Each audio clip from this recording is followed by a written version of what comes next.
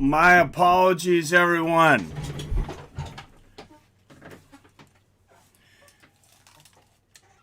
And it looks like Teddy Riner already got a Wazari here in his second match. France and Israel here. Teddy Riner, the favorite for this entire tournament.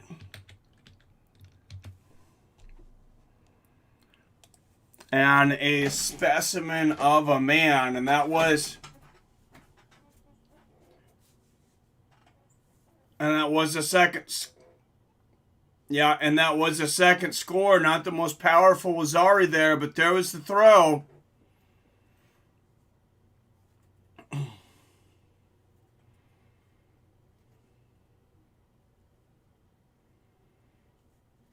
Oh, looks like that's one Wazari. So here we go. Israel versus France. Reiner with one Wazari here. Looking for one more score. A minute left in this match. Teddy Riner back-to-back gold medalist. Oh, goes for his opponent. Goes for an opponent's Nogi. Israel, good attempt for an opponent's Nogi there. 49 seconds of fight time left.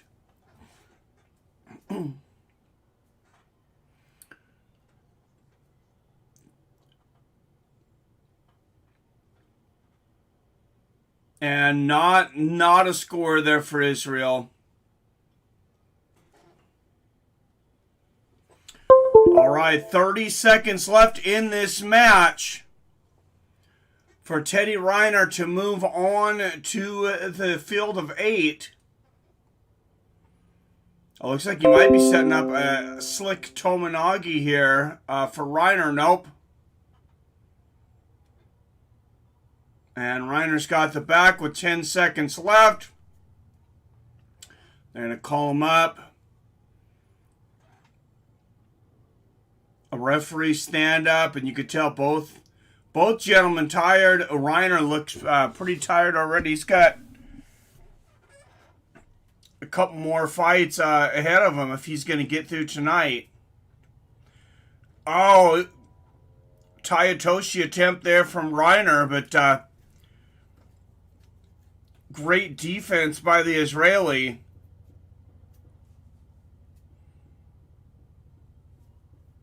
And I'm not sure what Reiner is pointing at. That's interesting, but they did not start the fight clock there. Referee telling Reiner to fix his gi. And there is time.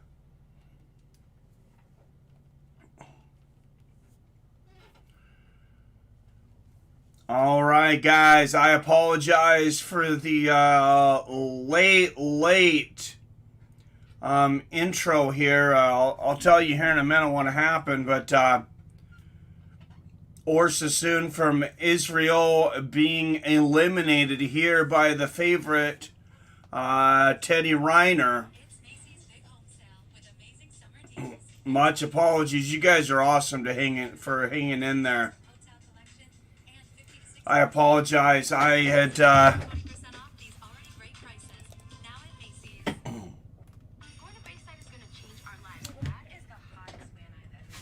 I had taken a nap, and I was having a hard time falling asleep, and I had my phone in there, but it was not plugged in because I left my charging cord here in the office. And I thought, oh, I got enough power. And then I was having a hard time sleeping, like I said, and I turned on some music to be able to sleep, not thinking about it, and killed my phone battery.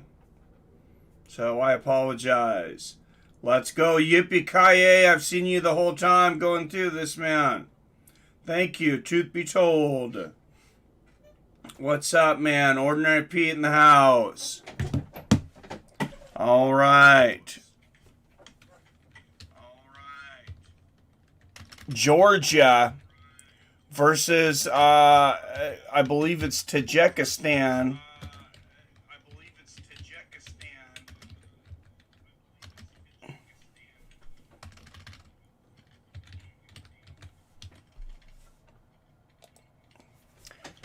up now. 3:40 left here in the match. Georgie in the white gi. TJK in the blue gi.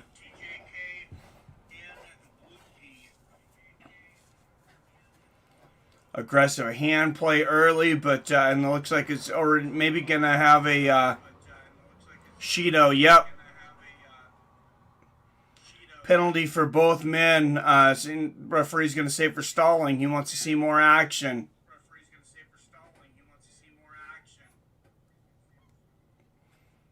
On to Tajikistan going in for an Ojigari.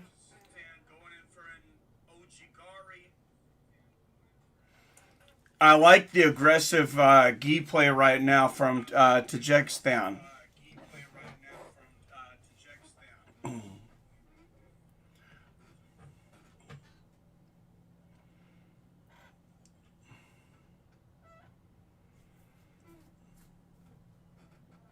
Oh, and a Nogi attempt there from Georgia, but Tajikistan, let's see, he might be going, he's going for a hold here. And the Georgian on the bottom's got a hand, though. Maybe you're looking for a Kimura or something, but referee's going to stand him back up again here at 2.5 minute mark. My dog had a heart attack about 8 months ago, and he's on medic, and we cook him better meals than I get. Dogs are not, holy crap, man. It's on borrowed time. Sorry to hear that. Pete, nice. My dog had a bad back injury a little over 8 years ago. Been a picky eater ever since. Have to pretend you're going to eat to even get him interested.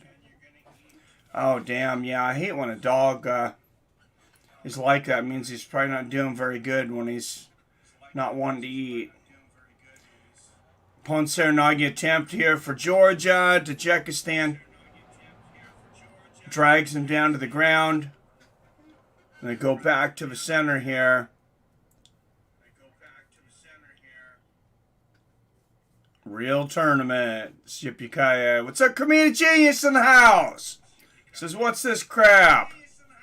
Brock Ellery, living with my 4 girls. I gotta have some man time, which is my dog, or on the stream with the boys. Sorry to hear about your 4-legged friend. Best of wishes, Pete. Yeah. The Georgian aggressive there. He's been looking to set up an Ichimata or an Ochigari here for quite some time. And you hear that gong. That is the women's match over on the other mat. Must be the end of a round there.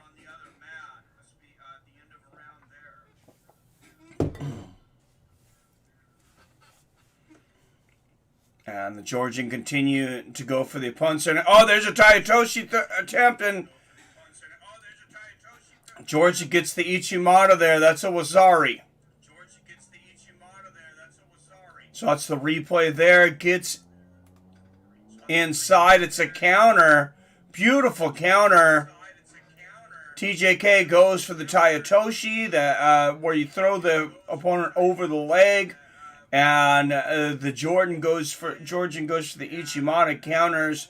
And that's that similar throw with the foot in between the legs.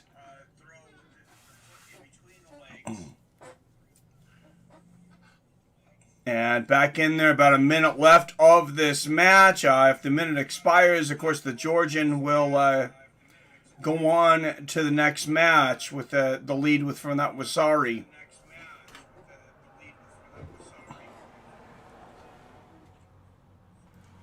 Rakimanov of TJK being aggressive right now. Putting all his weight in. He's got to be careful. Oh, and he's got... There it is. There's the golden hold for TJK. 3, 4, 5. Can he get it? Nope, he cannot. So to score any points, he's got to hold that for at least 10 seconds. He was not able to, so that'll be no points awarded. For TJK, 10 seconds would have tied the match. A 20-second hold would have won it. What medal did Rousey place in Judo Olympics?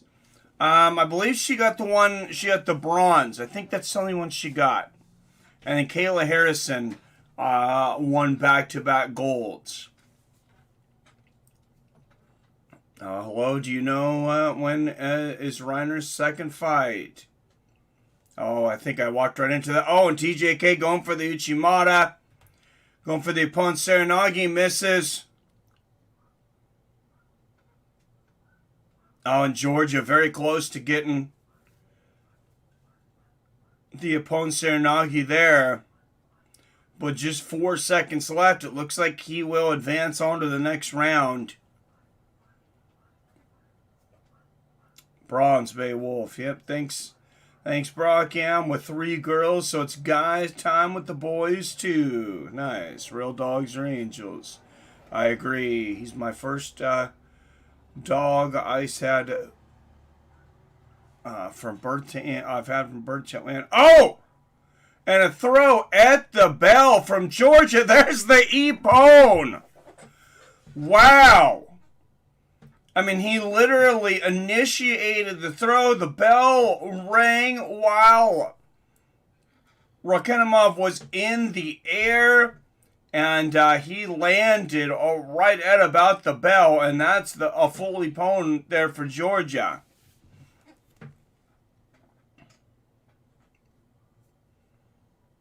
It's taught me more things about myself than so many other things. Nice. Just kidding, Mike. Mike, yeah, I'd watch you commentate grass growing. Well, thank you, Comedic Genius. Appreciate preparing you for your net dog, my man. Thanks, Mike. We're actually really surprised he's made it this long. He's almost 15 now, so he's lived over half his life with... Oh, man. Laser treatment therapy was definitely a lifesaver. Great Tamaguchi. Yes, what's up, Stephen McHugh? Did you do some judo, man? All right, Guram Tushishvili of Georgia advancing to the next round. Advancing to the round of 8.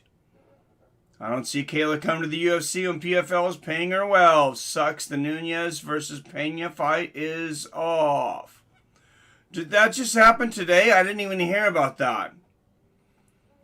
He won first round. This will go fast. Nice, Brock. 15 years. Nice. Georgia.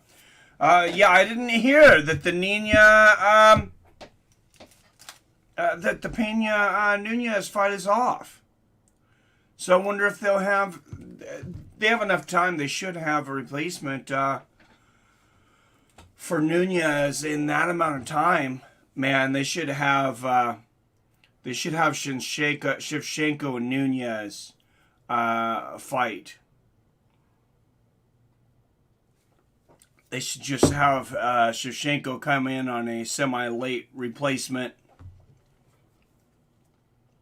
Let's get it on, boss. Nunez tested positive. What's up, 7? Oh, did Nunez, she have the Khabib Tony virus? I hear that's coming back around again. Rafael Silva of Brazil versus Yushongi of AZE. I can't remember what country this is. Billy was telling us yesterday. If somebody remembers what country AZE stands for, please let me know.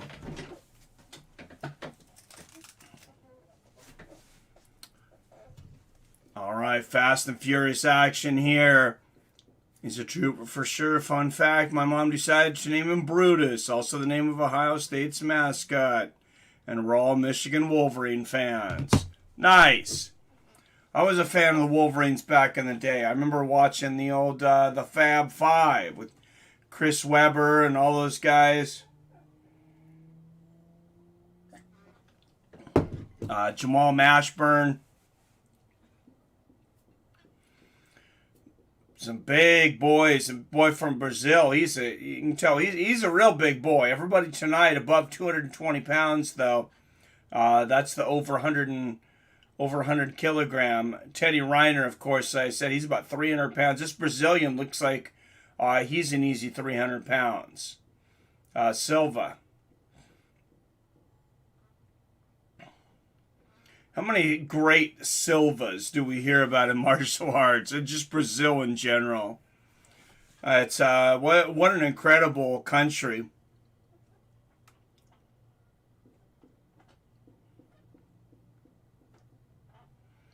They do not dominate judo the way that Japan does, though. This has truly been Japan's sport. Koko Yuri Koko Yuri's got to be careful to not get a penalty there. And an inside sweep attempt there from Koko Yuri. More of an inside leg kick. 2:17 left in this first match. So thank you guys for keeping up the excitement, keeping it up. I seen you guys in the chat as I came in the chat. You guys were calling the fights, especially Yippee-ki-yay. You were calling just about everything. So thank you for the help there.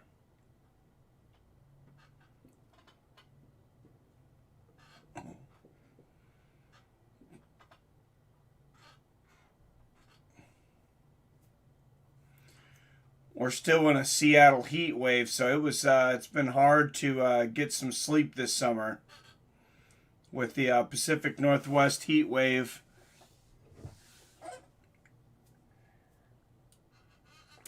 Our houses don't have air conditioning. I got a little one in my bedroom though, but I still could not get any sleep today. What's up, Pete? Damn, Mom, Yippee wasn't messing around. Oh, nothing but Cain Velasquez. Yippee-ki-yay, nice. Oh, Teotoshi attempt there for Silva.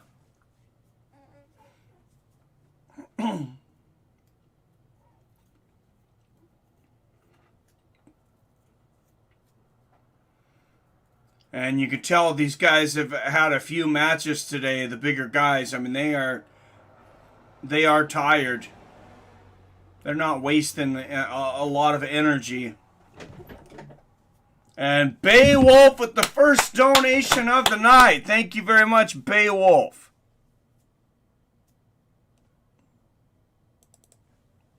With the $5 donation. Thank you very much, sir.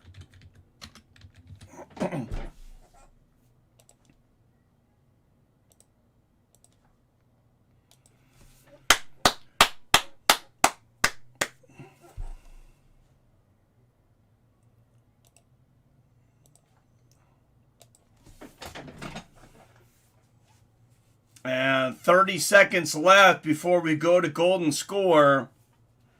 Just one Shido in this match. There's one stall here for Brazil. Oh, and he goes for the Tayatoshi, but that is unsuccessful for Silva. Now the Shidos, the Shido don't mean shit until you get to 3. At 3, that's big trouble because that is a disqualification. The referee gives the first 2 penalties, generally for stalling the Shidos. So once it gets to 2, he'll no longer have control. He can only make a recommendation. And that's the end of regulation. We'll go into golden score. He can only make a recommendation at that point if there's a table of 3 gentlemen that would have to decide whether that third penalty was indeed valid enough for a disqualification. Kokori leaning on Silva here, and man, they are just exhausted, and that's a lot of weight. I don't know how much weight Silva weighs in at, but it's definitely, north of 300 pounds. Mike, not sure how much you follow it, but how do you feel about the Seattle Kraken coming to town? I'm excited, man. I do like to watch live hockey. I have not watched a whole lot televised. I probably will now, though, so that we have a local team. Tayatoshi attempt here from AZA. Oh, look at that, Osoto Gari. And if you guys were just watching, did you see how his leg on the outside, how he was taking his heel and jamming it back and forth? The guys used to take their heel, and sometimes, I mean, if you get away with it, you take that heel and you full force straight into the back of your opponent's calf and give him a Charlie horse. And that definitely hurts. Second Shido here for Brazil. And you hear the gong, another match over on the women's side there. Oh, AZ going for an Osoto Gari here. And Brazil just landing on him there. Like I said, Silva, I think he's just about burnt out. First super chat, Mike's the man. Thank you, Beowulf. Nice, babe. AZ fighting early in round 2. Oof, he is Beowulf. They don't want AZ, man, advancing. Oh, Osoto Gari, there it is! The Osoto Gari and the Ippon for Silva from Brazil. Beautiful throw. He'd been going for that earlier, and what a reap. And a moment of sorrow here for Kokari as all of his hard work is over. 143 into the golden score.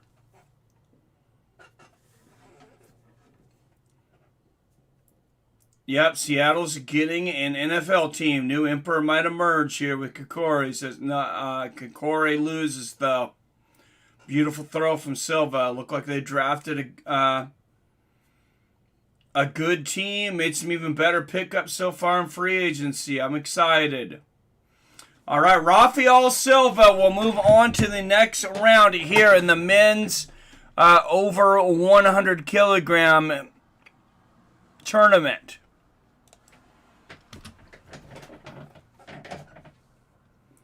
Brazilian is massive. Hell yeah, yeah. Seattle seems like a hockey town. It's going to be now. Well, thank you. Yep, Andre the Giant. Brazilian wins. Big win. Yeah, that is a big win. Getting to the round of 8. And, man, I still have not got a chance to watch the finals. I didn't realize the finals from the 78 kilogram.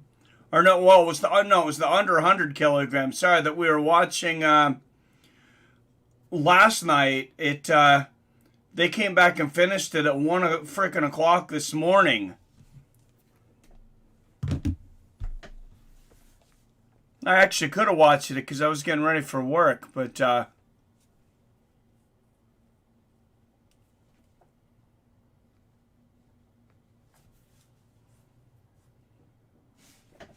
all right, Japan and Korea up next. Hisayoshi of Korea versus Ming Jong. 14th ranked Ming Jong of Korea versus the 2nd ranked Hisayoshi of Japan. And Japan has dominated these Olympics. The 100... Under 100 kilograms, also won by Japan last night. Oh, what a Tayatoshi attempt there. But well defended. Kokori definitely a legend. His own factors will determine that. But so far, we got our France man in the game again. Yep. Japan versus Korea. Yeah, you got Eun Jong Kim, the leader of North Korea, there in the blue gi. No, he does kind of look like him, though. Does he not look like Eun Jong Kim, the president of Korea? This dude looks like the president of Korea. Nice inside leg kicks here from the Korea. Those are supposed to be sweeps, supposed to be a Sotogaris, but and the Japanese player there, I think it looked like he was frustrated and just drags the Korean to the ground. But no score there.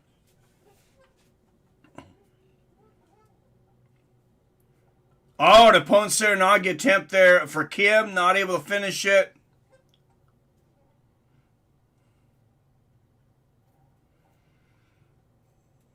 Yeah, it was Wolf that we were watching that first night. Wolf, the 5th ranked judo player in the world, ended up winning the entire tournament this morning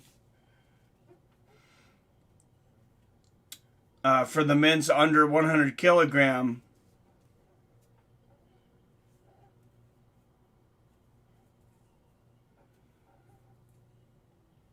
Oh, and look at the gi control here from Japan. He's got that hand behind the lapel, and Kim's not taking it off because he's got a lapel.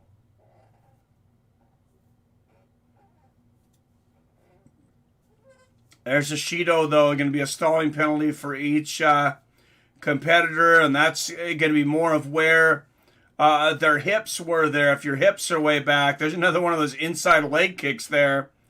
From Kim. Like I said, it's supposed to look like an Ochigari, but I think he's pretty much just purposely kicking him in the leg, and you could kind of get away with that in that in that area because it looks like a sweep, and it basically is a sweep attempt, but it hurts like hell. Korea face plants Japan. Japan versus Korea. Yes, big rivalry.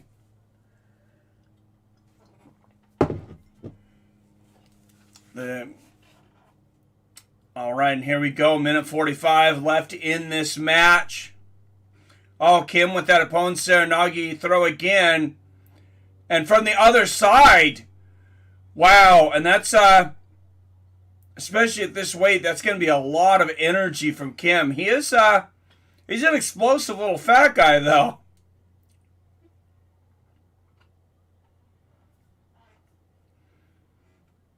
And Japan, oh, he's got a great position there. I'd like to see him go for an Uchimata off of this. He's got the distance. Oh, and he just throws the Korean to the ground. No time to go for a submission there, though. You have to have it immediately.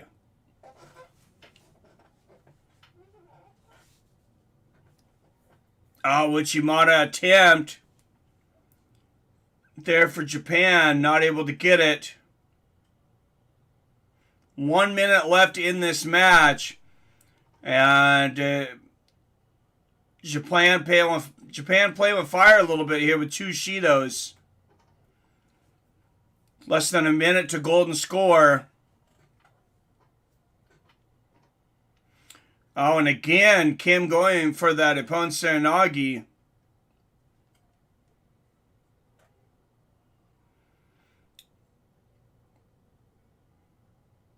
He needs to drop his hip, be able to drop his hips just a little bit lower, and thrust with his hips. That's a little easier said than done because his opponent's doing a good job of defending. Oh, Chigari inside. That's a Wasari. That's a Wasari from Japan, and that may be enough with 25 seconds left. That is a score for Japan. And they're not picking these guys up right here because Japan has a hold. And now they will call him up. Just 4 seconds left, though. Have you done judo, Mike? I think you box. You're pretty well versed in commentating everything. Thank you, Beowulf. Yes, that's my, that is kind of my bread and butter. Thank you, Brock Ellery. Yeah, when I was way back in high school and the year after, for 4 years, from 15 to 19. I did judo back when I was my senior year. At 17, I was in the junior nationals. In the 17 and under, I was ranked 8th in the nation way back in, I want to say, 95. But that was a fun experience. Yeah, judo was my first martial art, actually. All right, Harasawa Hisayoshi will go on to the next round of Japan with the score in golden score. Thank you, Pete.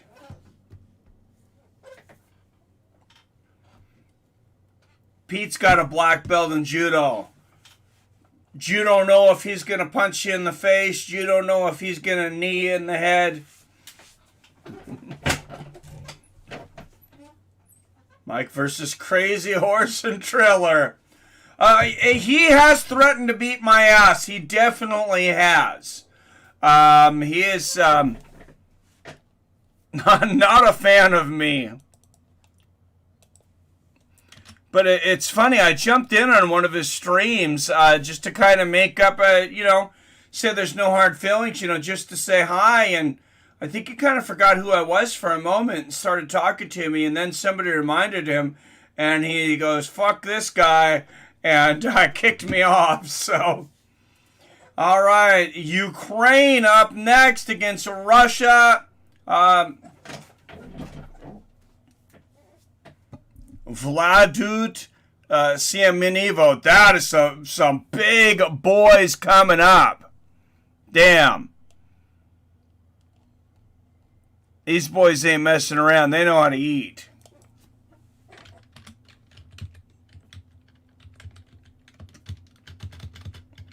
I believe that's the other competitor is representing Russia, since he's not actually able to represent Russia. Oh, and there's a Wazari early from the Ukrainian. Let's watch that again.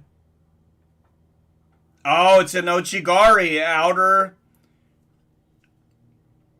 outer foot reap there.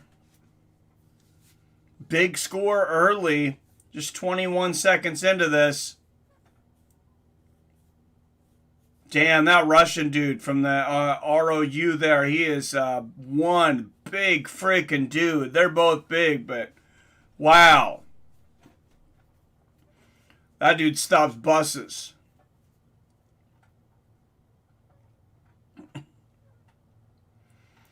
My sensei competing, he's 10 years older than me, so he was still young when I was competing. He used to always have to go against this dude that was well over 400 pounds. But he was a brown belt, and my sensei always beat him. But, man, he said that guy could be hard to throw depending on where he shifted his weight. Yakov versus Vladut.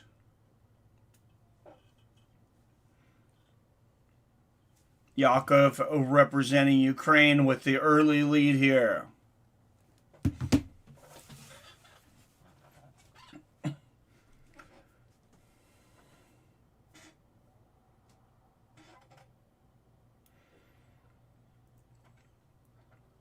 A lot of hand fighting here.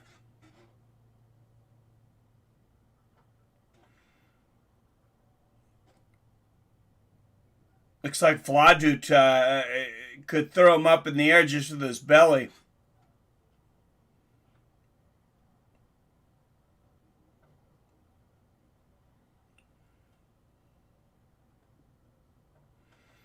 Oh, look at the Ukrainian. There we go. You could tell he was setting something up there. Not able to get it, though. Goes for the Ochigari. And they go back to the center.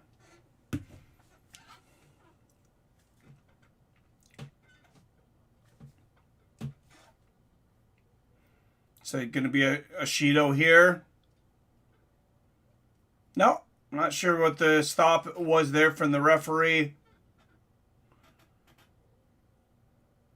If you don't recognize any of the instructions, they're all going to be in Japanese for a judo match. Basically, what you need to remember is Mate is for stop, and Hajime is for begin or to continue. So before they go through, the guys saying Hajime.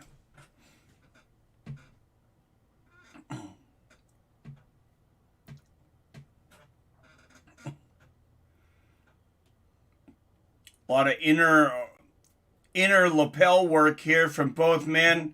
The Ukrainian, he's going to get stalling here. His hips are way back. This referee letting these guys get away with quite a bit. A lot of referees would have called a couple Shidos by now. It's cool you're calling these matches, Mike. You're helping me with the rules and tradition of the sport. Well, thank you, Adam. No problem, man. Thanks for being here. I enjoy watching them. It's a lot of good memories.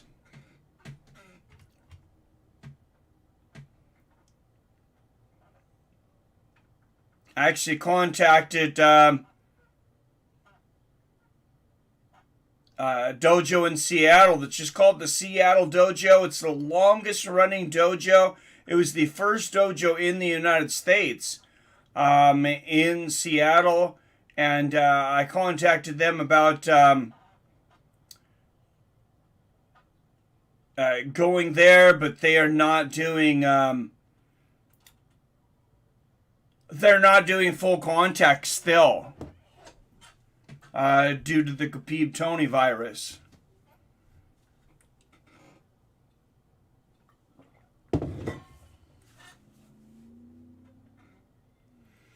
And the Ukrainian just 20 seconds away from going to the next round. A Sotogari attempt there from the Ukrainian. And like I said earlier, that's basically just a big inside leg kick. And, you know, when you're might be looking at 4 or 5 matches in one night, those really start to hurt. And that's going to be the end of it. And Ukraine will move on to the next round. Well, back into full mass on federal installations out here at Travis Air Force Base as of today.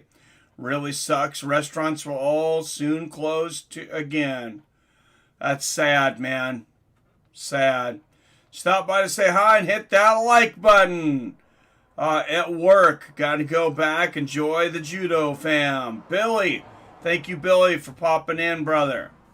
Yakov Kamo of Ukraine getting the win here. Don't work too hard, man. Sick of this virus, right, dude? What's up, Billy? Same. See you, Billy.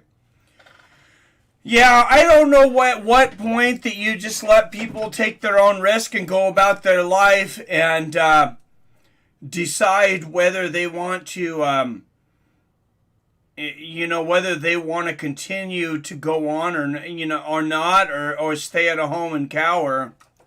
And I mean, if you're immune compromised or somebody that's elderly and stuff, I mean, I'm not trying to be callous, but I mean, eventually it feels like we got to live our lives.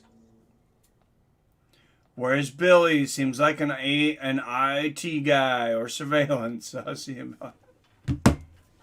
All right. Is that Ecuador and Czechoslovakia, I believe? I'm not sure what EOR is.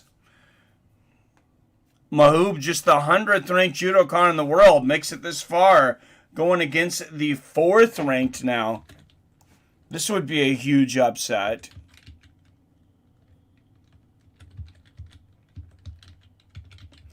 I'm going to make my best attempt to spell Czechoslovakia. Oops.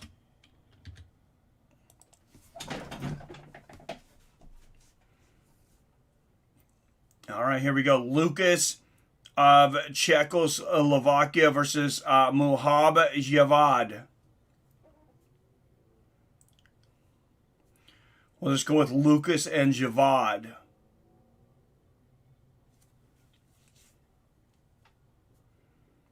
Czechoslovakian, the white.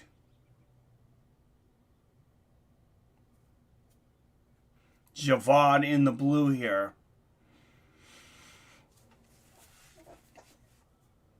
Oh, and Ponce Nogi attempt there from Lucas.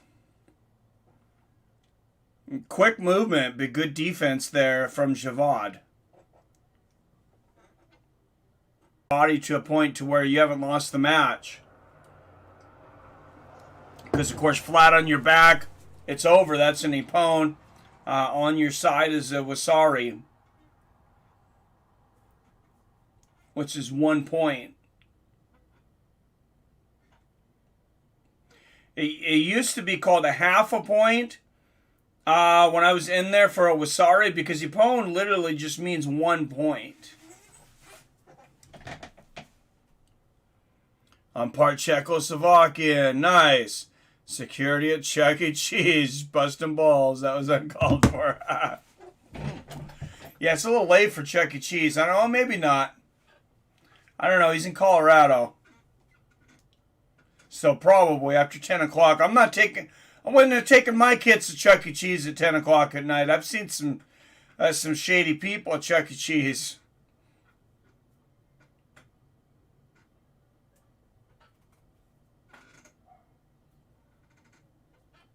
And Javid getting more aggressive here. Oh, there's a score. That's just going to be a score. An Ochigari there for Lucas of Czechoslovakia. That's a Wasari. And the referee's going to call, and there's the replay. Beautiful counter. Mahal was going for a move there and countered there by Lucas. Beautiful move. And the way things have been going in the heavyweight division, that might be enough to win this one.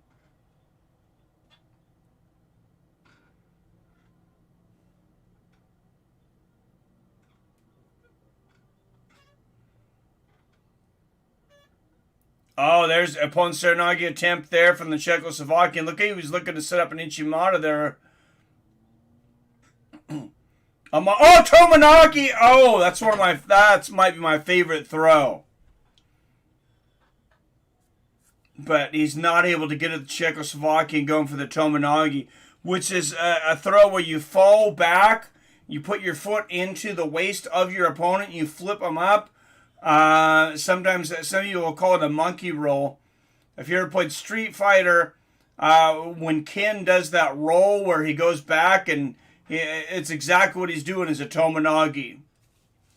That was one of my favorite throws to practice, but we started trying it in tournaments so much that our sensei actually banned us from attempting it because people were getting thrown trying it. I don't think any of us ever landed one. It's a very difficult throw. The payoff is awesome, though. All right, back to the center here. 1 minute left for Javad to score.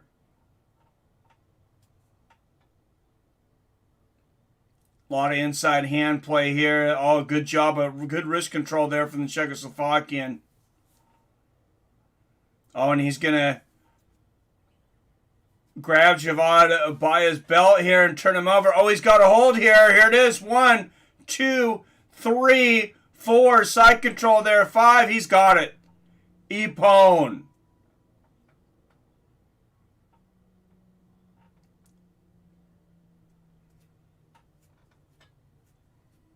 Beautiful move there. Didn't get no. What's up, King James? Didn't get noticed tonight. Guess I'm late. Well, I was late too. Unfortunately, I slept in, and these guys were yippee-ki-yay, especially were just running the stream in the chat. And Lucas Paul Eck will go on to the next round. No commentary here tonight, at least on mine. I don't know if you guys have commentary, but I'm having to get everything visually because we have no audio from inside the stadium. I mean, you can hear the referee and the crowd and, inside the building, but there's no one commentating the matches.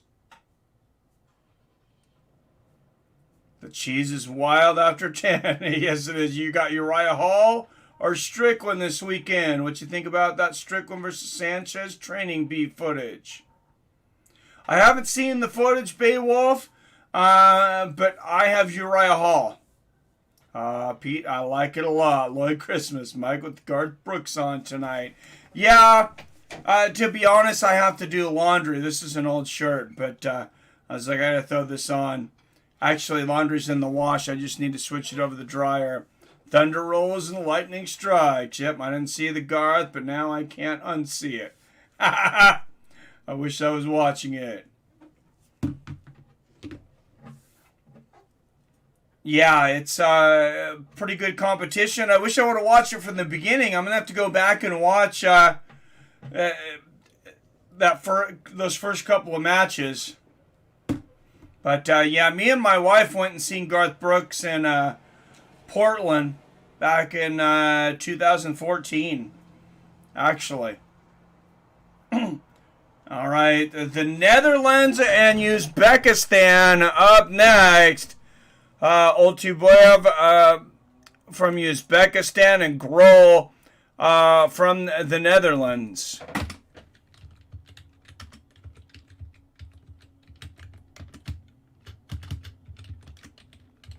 And I have a feeling this one could be over quick.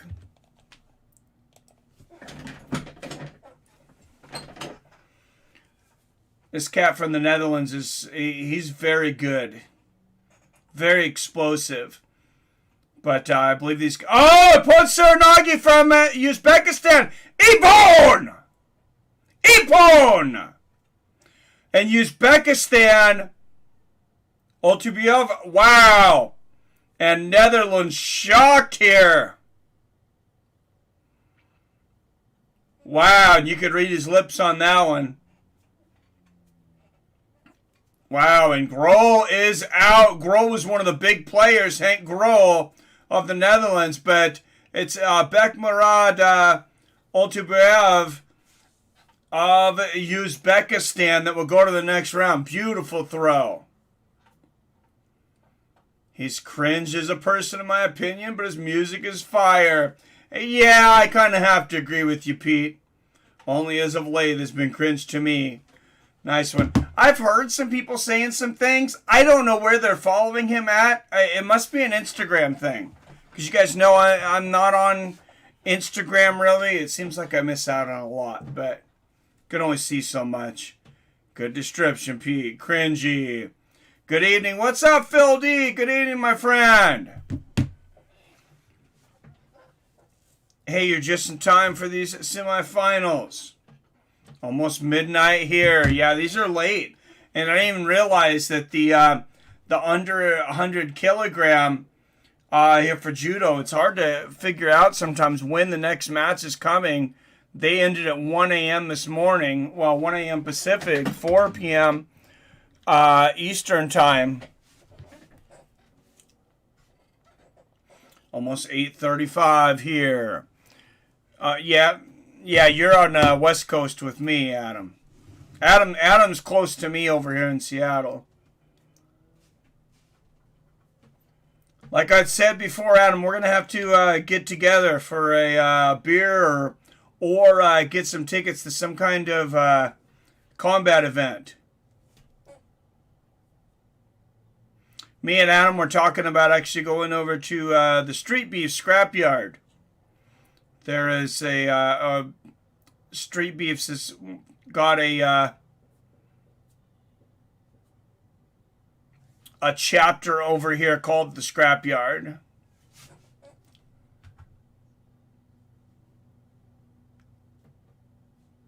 So, in showing this match from a distance, cameraman got to get his got to get focused in. That's actually the competition on the other mat there. Just sitting around playing Xbox. Nice, 10:30 Central. That would be cool. Street Beast for sure. Yeah, I got to get to it. It's been super busy again in my business. Usually it slows down middle into the month. This month, we've just been killing it. I think people are loading back up again, expecting some shutdowns, unfortunately. I'll tell you, anybody asks me to put on a mask again, I might choke them. I might choke them with it. Tortilla season, yes it is. Connor's pretty much done. But who do you think he fights in the future? Poirier, Nate, Paul, or retires? I watch Street Beefs here and there. I don't know. To be honest, at this point, it's getting kind of old. I mean, I do enjoy watching him actually fight, But as far as like Connor the person, he's just such a piece of shit. It's hard to put it any other way at this point. I just can't root for the guy. He's just, I mean, some of the things that he says, when you're constantly attacking other people's family, that's crossing a line to me. Going after Dustin Poirier's wife, going at Khabib's dead father. I mean, that's just so classless. And I believe that may be the evening.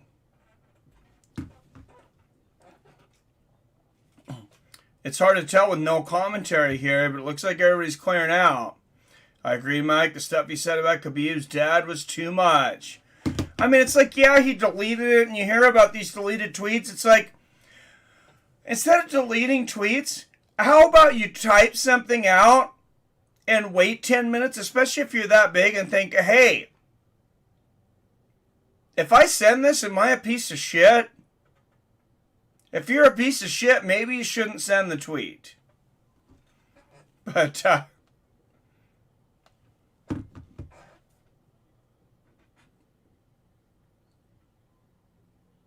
all right, and it's all in, even the announcer here is all in Japanese. I heard him say something, I believe, about the 78, women's 78 kilograms. True that, Mike. I'm going to look on to see when the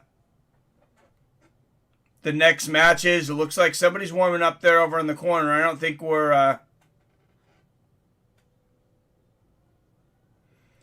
don't think we're done for now.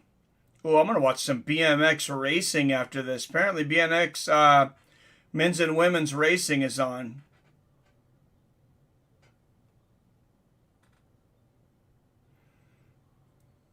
Not something I watch a lot, but that sounds entertaining.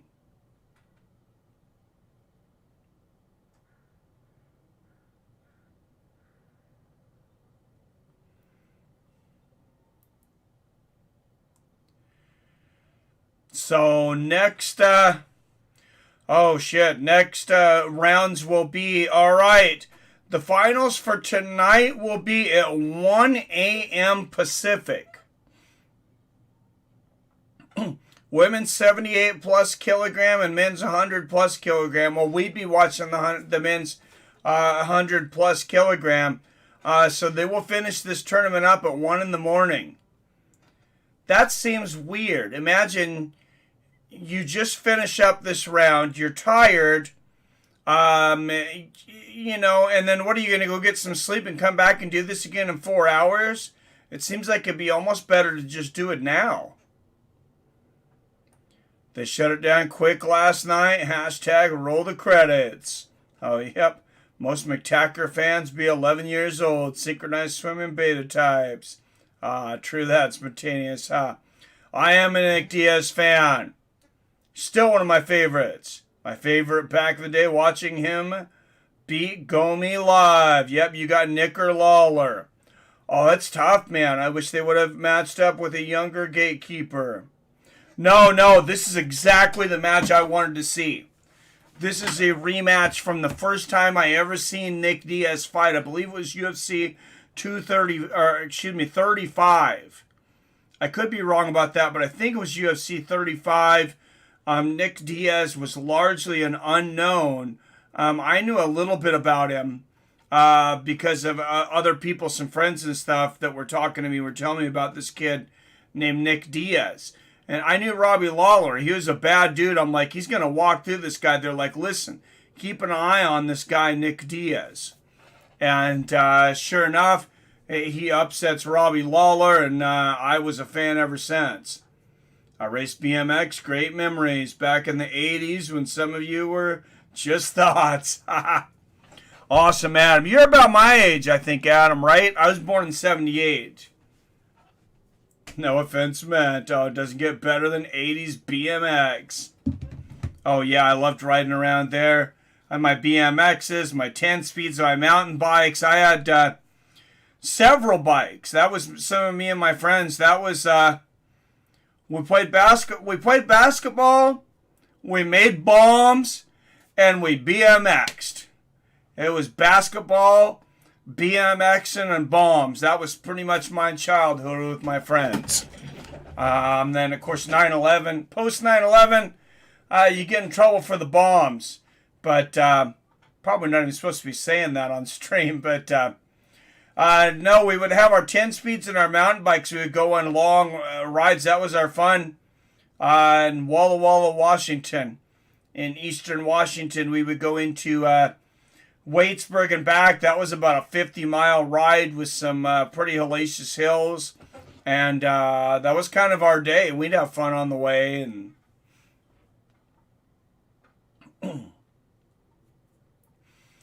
SCU, bikes, BMX equals fire. Adam, my age too. 49 August 1st.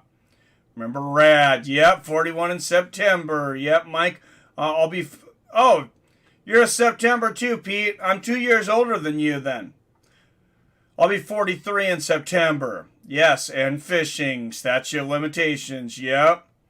Am I the oldest fook in the yard at 54? You might be tonight. Dean's older than you, but he's not in here right now. Played a lot of baseball and football too. I think it's King James, September 19th. I'm September 15th, Pete. So I'll have to remember that.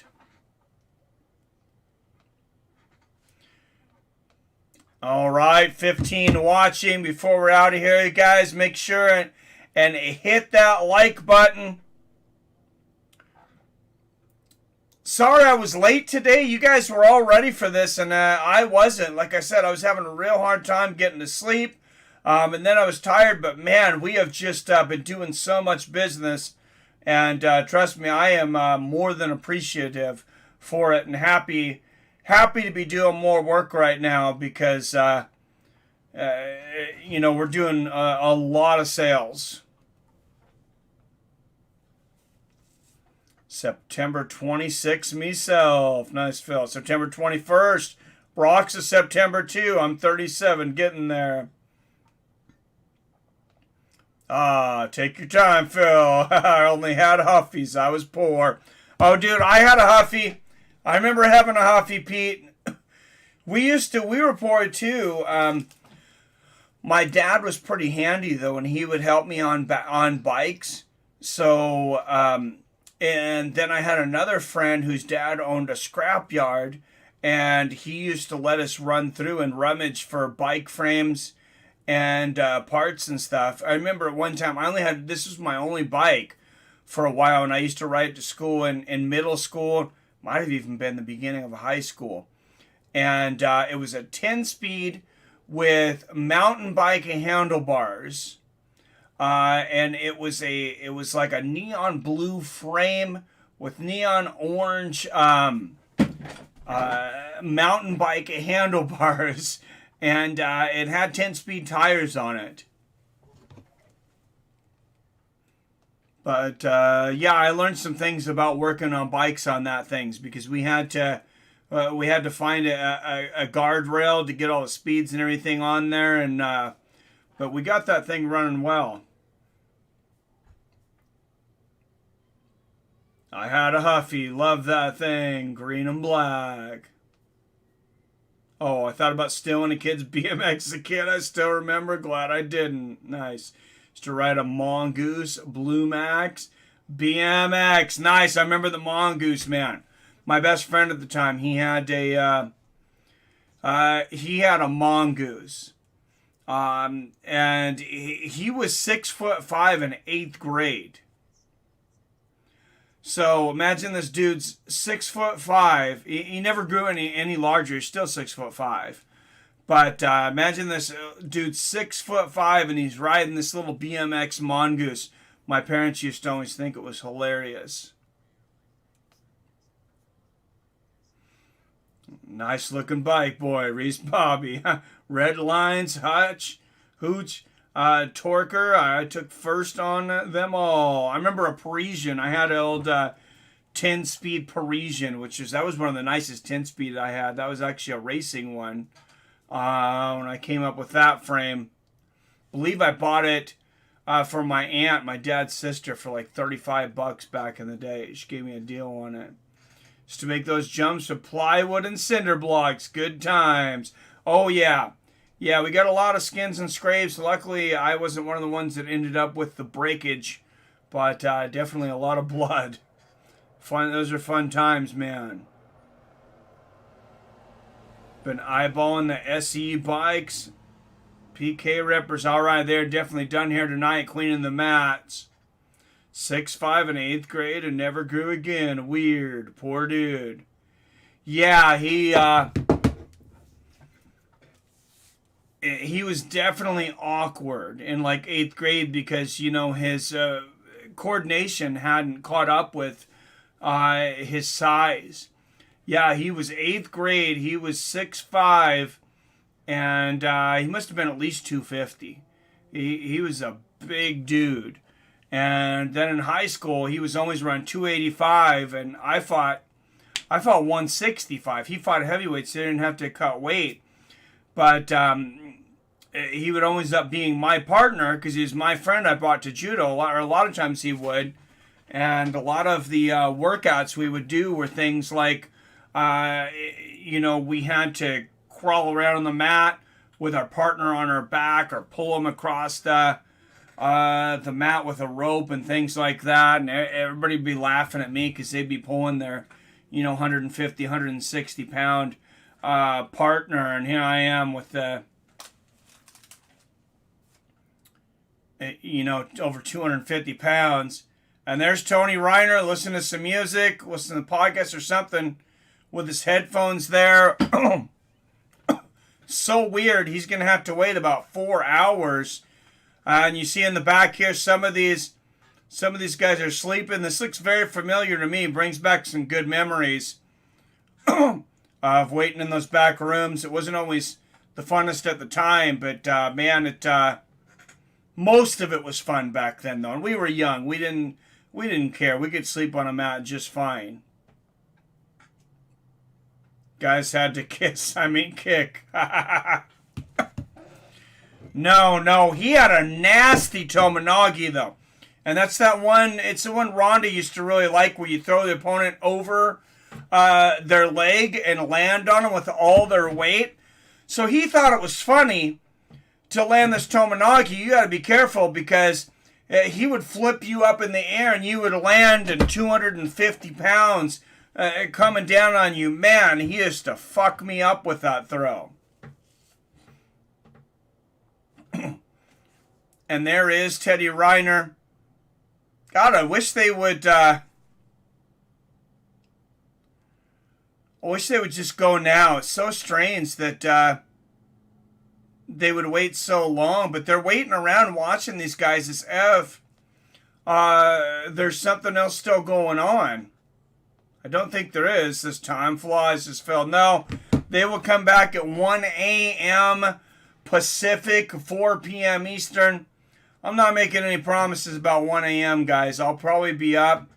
But I slept in for this one. It's already almost 9 my time. So these guys will take a 4-hour rest and then come back and do it again. The 78-kilogram women's on mat 1 and then the over 100 kilograms men on mat 2.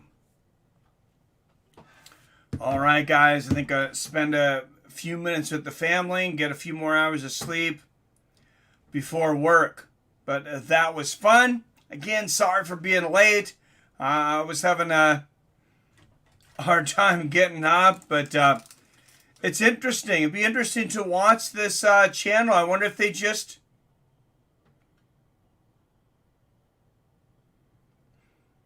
Oh, they are saying something. Is somebody else coming out? Just a minute. I'm not going to cut the stream just yet.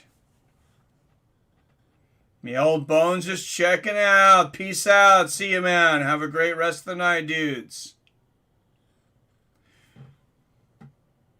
Nope. I think they're just.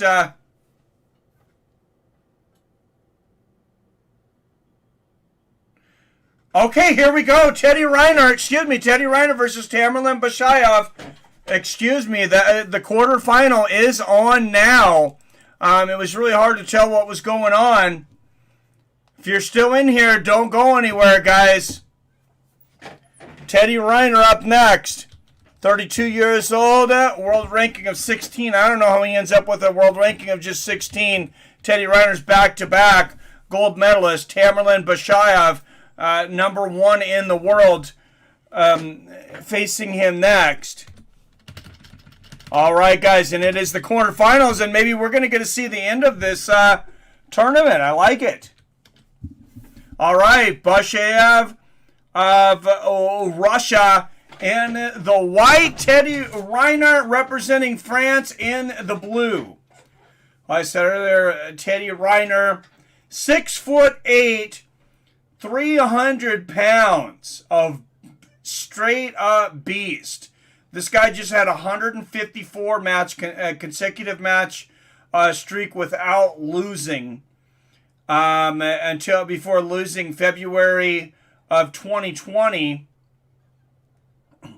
He lost 1 match that year.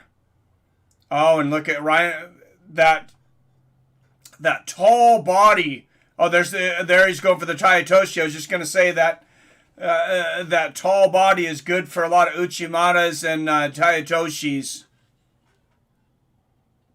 Oh, snap. And just like that, they pull me back in. Pete got it. And I really wish that they would have communicated that we were continuing to go, but I thought something might be going on because they weren't, they weren't zooming out of the stream. I was like, they're not going to film this empty mat for 3 hours. All right, Reiner moving forward. A lot of grip play here. Looks like it's going to be a Judo for both guys. Like I said, number 1 ranked in this tournament, Bashayoff, facing off against the back-to-back gold medalist, Teddy Riner. No one not named Teddy Riner in men's heavyweight judo has won a world championship in a decade because he's won the last 10. And he's still only 32 years old.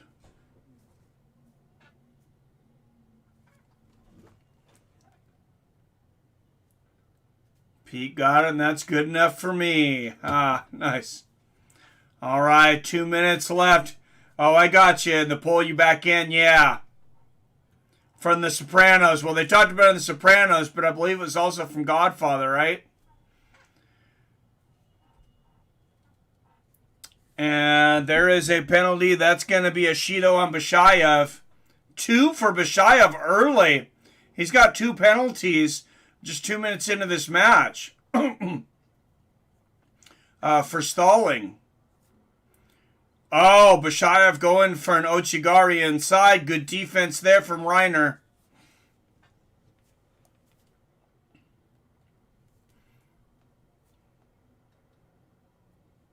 That's good enough for me originally. Believe it or not, I've never watched The Godfather. Never watched it through. I've been trying to get young David to watch it with me so he watched it as kids. My parents did not watch TV. And when I say they didn't watch TV, like we watched none of the movies that you guys grew up with in the 80s. If you were my age, 80s and... by the time it got to the 90s, I was older. I got a VCR in my room.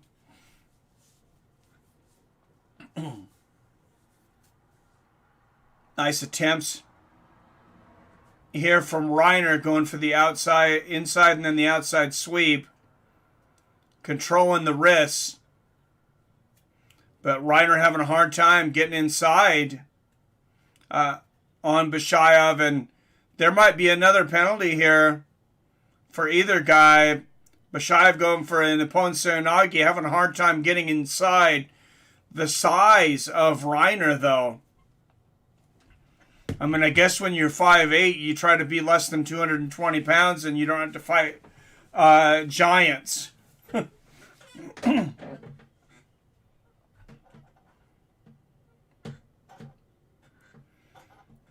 All right, Reiner moving forward.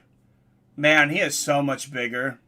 Well, I said, this guy's fighting, he's got to be 5'8". I think he's a full foot taller. Reiner looking to set up that Ichimata. Still not able to score. Attempted a Tomonogi there, does Reiner, but not able to get it. 10 seconds left to golden score. All right, 9 in the chat. Don't forget to hit that like button so this doesn't hurt us too much in the algorithms for doing these. I know I just announced this today, and then I was late, so that's my fault. But and here we go, golden score for Bashayoff and Reiner. How has Reiner been looking today? Well, he won his first 2 matches. So pretty good. I only seen the end of the second match because I actually came on late. But he looked pretty good there. He looks fairly energetic now. They got a little rest a little while ago. Oh, opponent's there. Oh, no!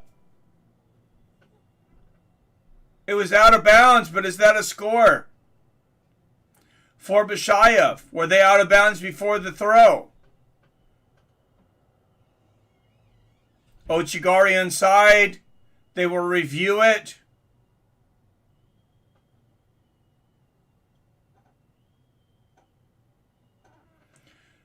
And let's watch the replay there. Bashayoff goes for the punch there. Nogi. Oh, keeps holding on to that lapel. Oh, it's an off balance. Reiner's off balance. Bashayoff was in bounds at the time. And there it is. Teddy Riner is out. The back-to-back gold medalist, Teddy Riner, has been eliminated. Tamerlan Bashayoff will go on to the Final Four.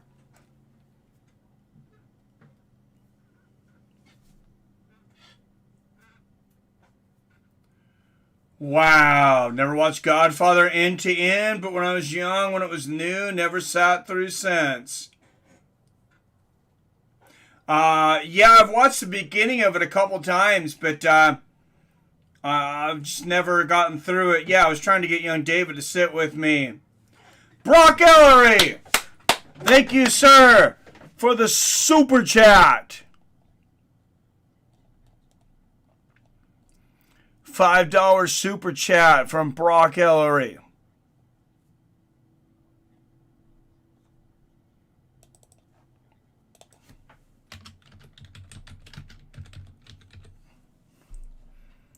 Bashayoff shocking the judo world.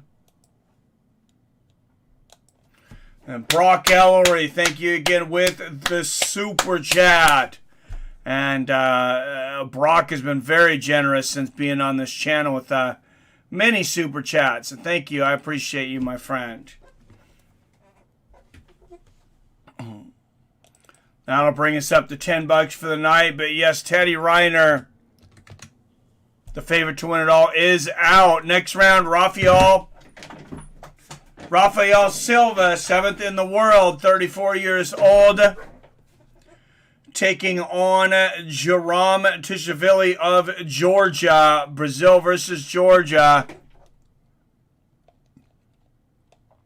And not much time to lament on the upset here, because the action, they do not take much of a break at all. And I'll tell you what, when I was competing, they would have several matches. And, man, were we wishing sometimes that there was a bigger break. I remember winning a match once, and I ran to go to the bathroom just to go pee. I must have been gone for less than 2 minutes. And I'm walking out of the bathroom, and I hear my name called for the mat, and I ran and barely made it onto the mat. Georgia going for the opponent, Nogi, not able to finish it off there. Yep, the big dude's out, man. Nobody watching the NBA draft. What's up, Pulse Resurrected? My man, I didn't even know it was on tonight. Crazy that Grohl lost in 25 seconds. Yeah, it was. So catch me out, Mike. What'd I miss? Well, Teddy Reiner's out. Opponent Nogi attempt. there for Georgia. We're down to the semifinals. We're down to the 8, getting down to the final 4 here. Silva, I think both these guys have 3 wins to get to this point. Vishvili versus Silva here. Oh, Vishvili going for an opponent, Nogi. Good defense there from Silva. He's a big dude. Good to see you, MMA or Nada. You're welcome, Mike, and I'm not going anywhere. Your time and commentary are worth every penny to me. Well, thank you, sir. I appreciate that. Love having you here, man. Totally remember the movie Red, Pete. What's up? Oh, I just thought you meant that people used to say rad so much back in the day. I never seen the movie. I didn't know there was a movie. And Silva, you can see he did it again. He likes to, there's 2 of them there. He really likes to, kind of make it look like he's going for that inner sweep. And he's basically just throwing leg kicks. That's the 3rd one in about the last 30 seconds there. And that definitely hurts when you're in your 4th match of the night. And you're 300 pounds like Silva. And sweating in that heavy double weave gi.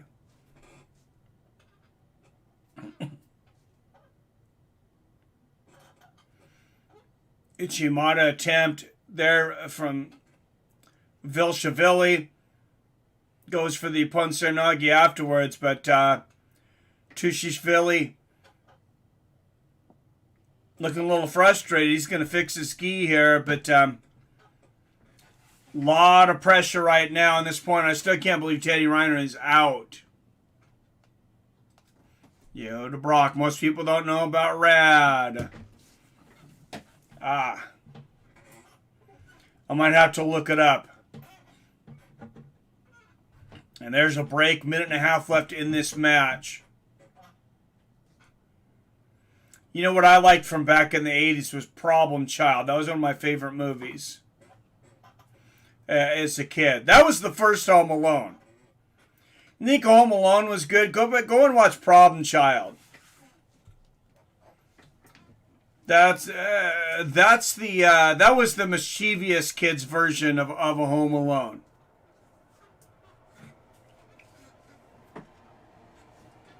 Sup, MMA or Naughty movie Rad is awesome. One of the gems from my uncle's VHS pile.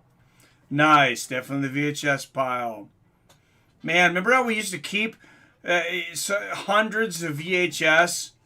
That was like our art, man. We would have these shelves and you just have lines of VHS. And then, of course, it was DVD. And now it's all on our computer streaming. I guess we have more space for other things. Good defense there from Silva. Oh, and Tvishvili, if you're looking, that was just like a knee there from Tvishvili.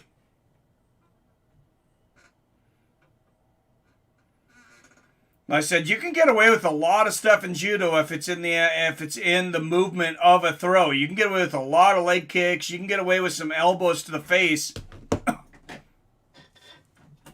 Definitely good defense there from Silva again. I think Tvishvili, he may be getting pretty tired to throw this big dude.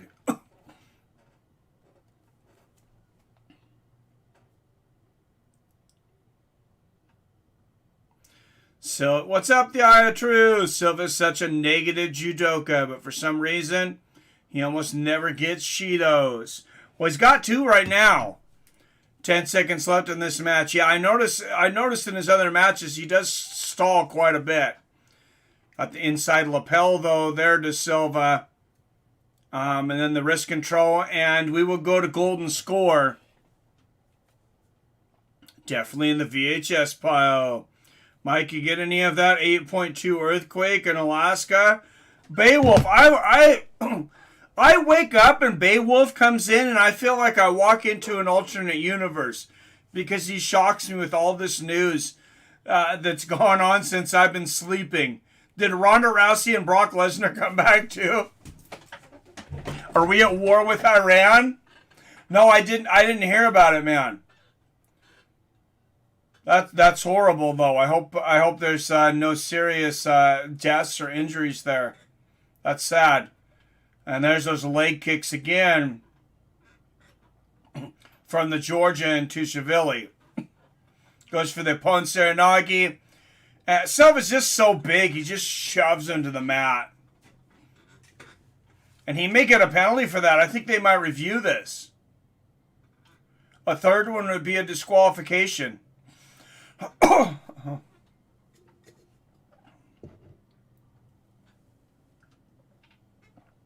It's hard to tell if they're reviewing or just taking time for Tushvili to fix his gi, which I guarantee you right now, he's going to take his time. He's in no hurry. Fourth match of the night for these heavyweights.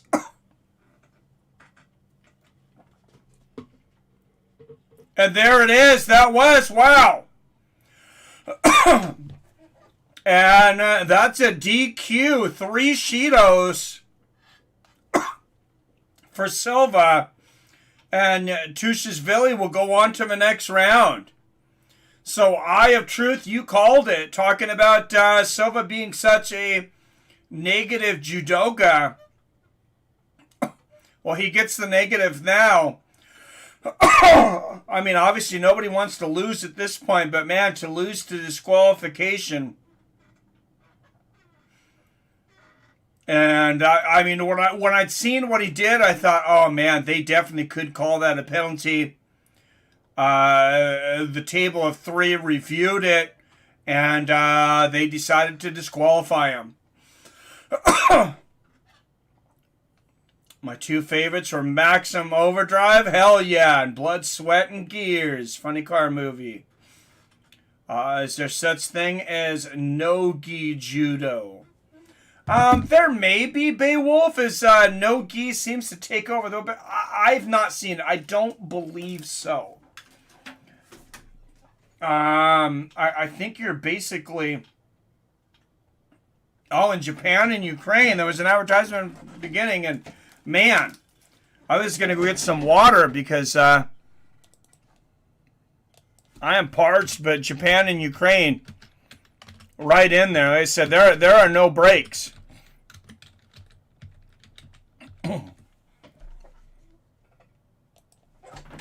I can just imagine, I mean, this is their sport in Japan. I can just imagine how upset people were that they could not watch their stars live representing their country. Very sad. Japan, I mean, you know, they've waited a long time to get the Olympics back here. To have them wait over a year and then to still pull the fans out at the last minute. Very disheartening. Oh, Tomonogi! There it is. That's the Tomonogi I was talking about. And see the smile there. But he's not able to get on the side or his back. So no score. If you land on the chest, there's no score. Beautiful throw. But no score.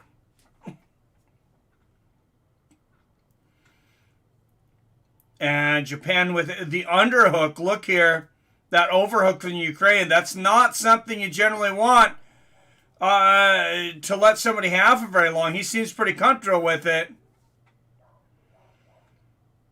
But we seen somebody earlier, I can't remember who it was, grab the underhook for a moment and they were flying and landed on their back within a few seconds. I got 10 on Japan's, Beowulf. All right, 2:16 left in regulation. And if you didn't watch before, like I said, the fight clock stops every time that there's no action and they break them, which they break them quite a bit, almost immediately every time it goes to the ground. So a 4-minute match becomes, you know, probably at least a 10-minute match. And again, no score there. Ukrainian landed on his chest there. Oh, yeah, see, he was going for an opponent, Nogi, and just missed. Good defense there from Japan.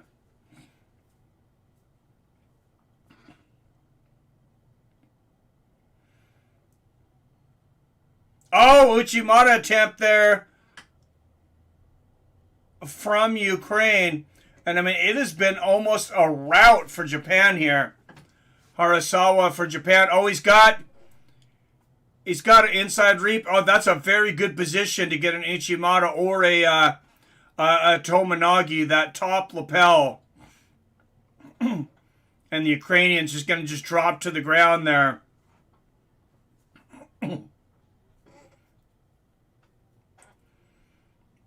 1:18 left in regulation.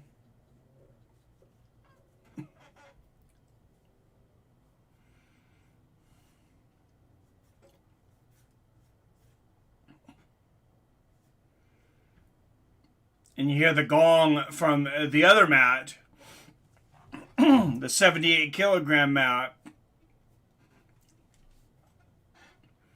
Oh, and I think that's a throw. That's a score for Japan. Nope, he's got a hold. 2, 3, 5, and he loses it.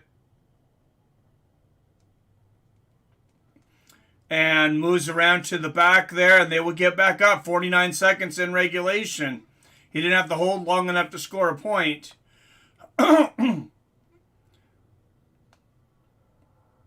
Yeah, naked judo. So fun.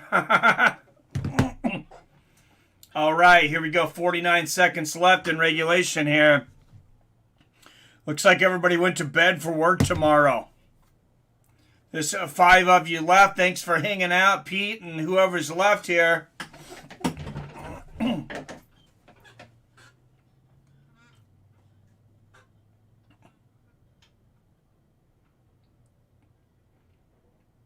And, oh, Uchimata attempt there for Japan, not able to get it. 30 seconds left in regulation.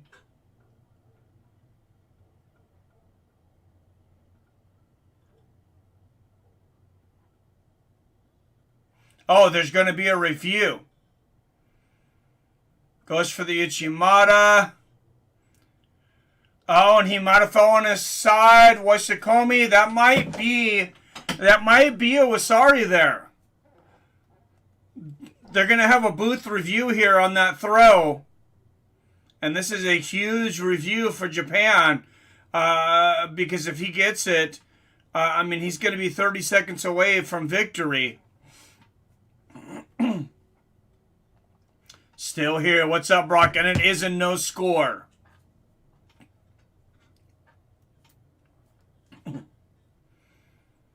Japan, he just does such a good job of getting the lapel above the neck. I'm not sure why the Ukrainian doesn't counter that. I mean, he likes the inside lapel, I guess. And he has that position. And that is the end of regulation. We will go to golden score.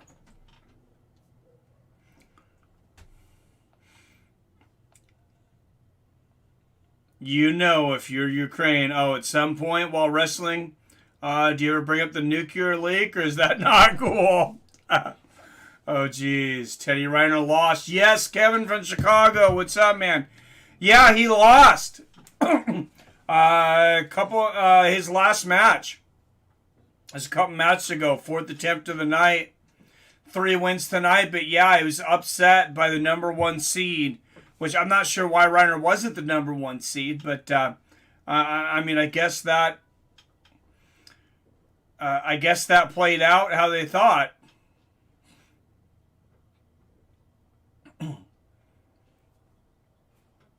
And you can tell both these guys are just exhausted right now. Ochigari attempt there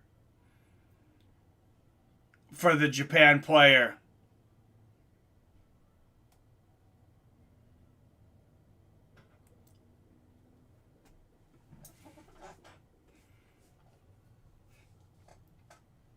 And that's going to be a Shido, a penalty for Ukraine. Show 1 Shido apiece.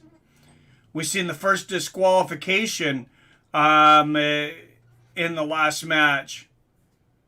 Harashawa going for the throw. Harashawa, I think, of Japan. I think he's getting frustrated by the larger Ukrainian, because he'll go for a throw sometimes, and the Ukrainian will just push him down and land on his chest.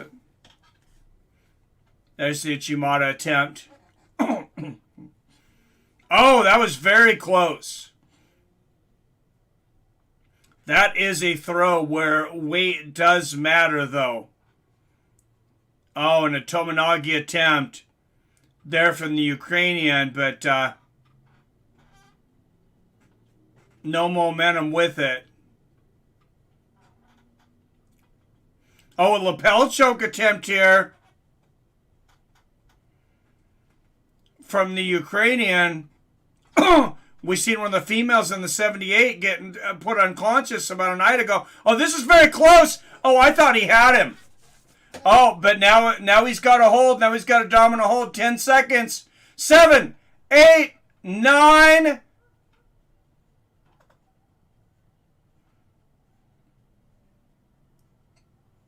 One second away from victory. 10 seconds in the hold.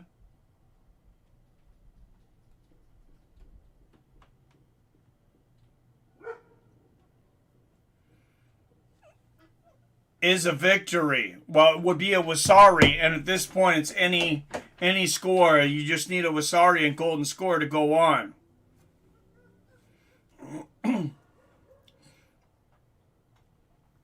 And they may be reviewing this.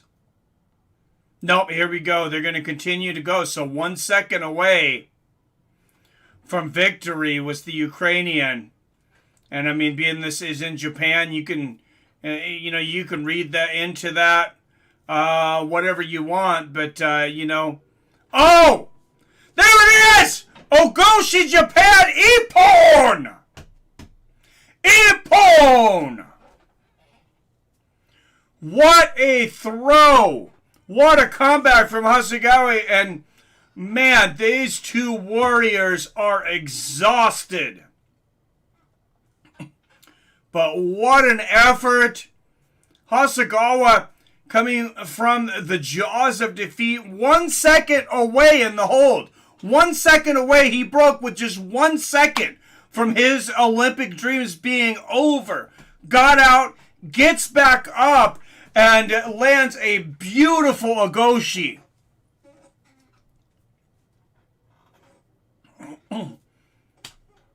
And Japan continues their domination of judo here in the 2021 Olympics. Harasawa Hisayoshi defeats Yakov Kamo by Ippon in gold score. Yep, Reiner lost, man. A to the K. All right, I'm going to get some water real quick, guys. They're doing an ad here. The thing that's annoying me about the ads on NBC Sports is judo moves so fast, you come back, the match is already going.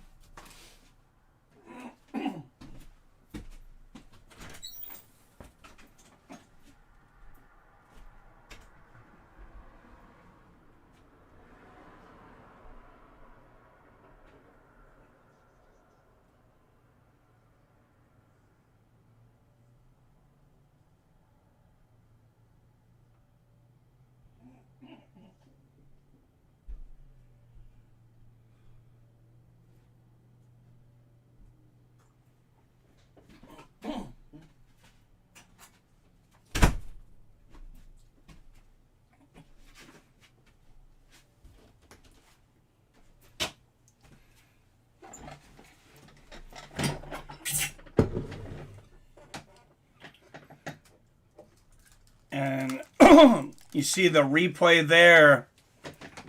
Again, what a beautiful throw.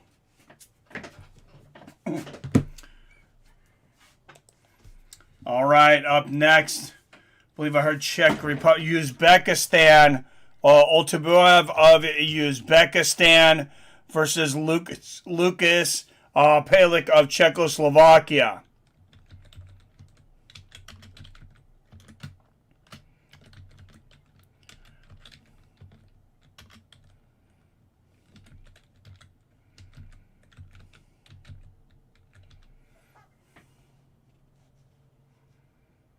I know I probably spelled both of those wrong. But Lucas and Bekmurad here in this quarterfinal. Reiner lost. Yeah, I got the L because I tuned in. $10 on Czechoslovakia. Are you betting on these, Beowulf? I noticed there was a few bets up on DraftKings, but it was basically just to medal, not on individual matches. And it would be too hard. I mean, they get guys in here so quickly. It seems like it'd be pretty hard online. I mean, you could do it live betting if you were there. I mean, obviously they're not allowing it.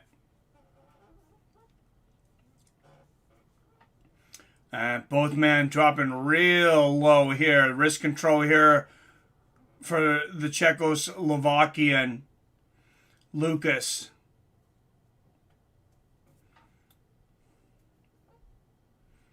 Bekmurad with the wrist control. Now Eachman with the wrist control.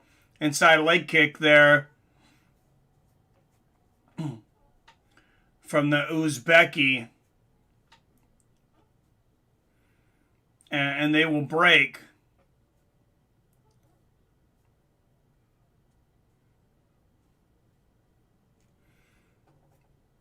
These guys much more agile, you see. Bekmurad, at least in their styles. Not as much holding and leaning.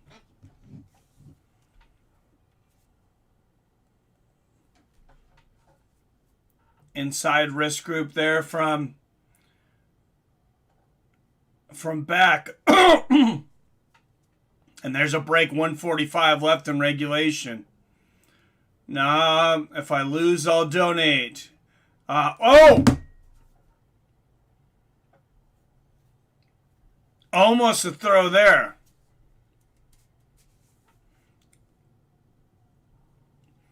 Well, I like that, Beowulf. Oh, and here is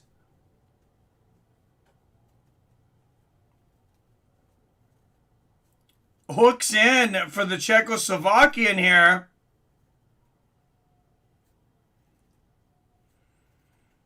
Going for a stranglehold. Oh!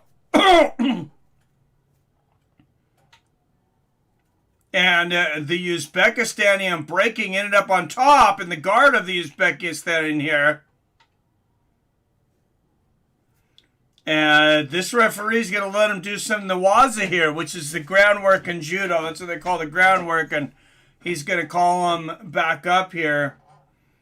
But if there's an active submission attempt, they generally will let them go. What's up, D Brown? Doing great, man. Hey, just glad you showed up, man. Good to see you. What's up, Clavid? Hey, good to see you guys. Thank you. Are you guys watching along on NBC Sports or somewhere?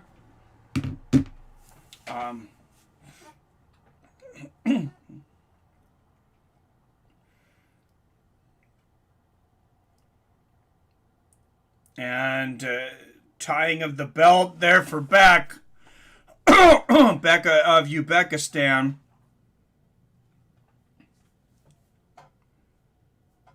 Lucas of Slovakia. He has a Wazari already, though. He had the Wazari from the hold earlier, so in 20 seconds...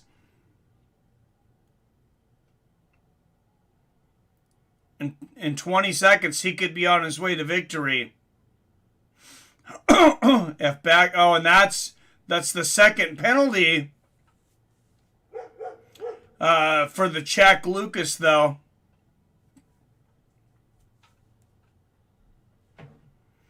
Oh, beautiful Goshi attempt, desperation attempt there from the Uzbekistan back, and he went for it. Not able to get it. Czechoslovakia will move on. No, I just listen to you, Mike. Hey, well, thanks coming in. I appreciate it.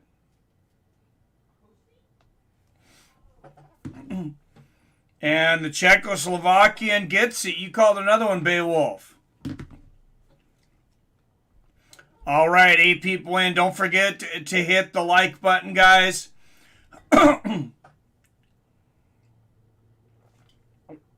If you can, share this. If you're not watching, there's no commentary on this from the Olympics. That's apparently how popular judo is. There's no commentary tonight. There was when we were doing it last night, but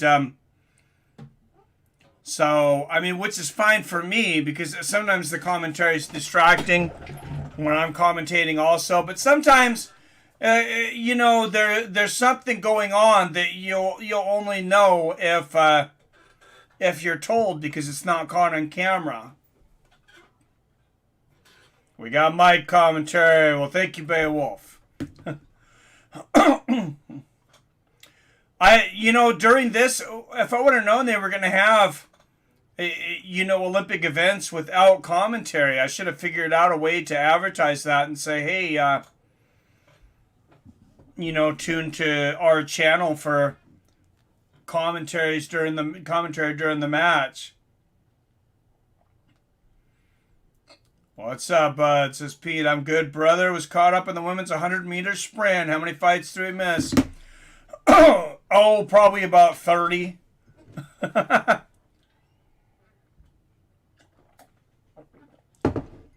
Everybody who's still in this has fought 4 times or is getting ready for their 4th match.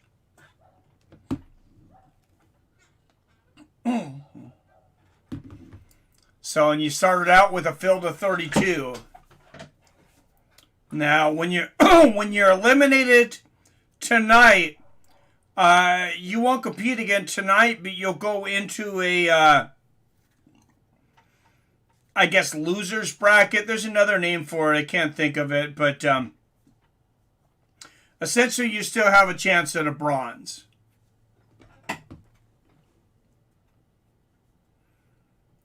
Swimming or track and field?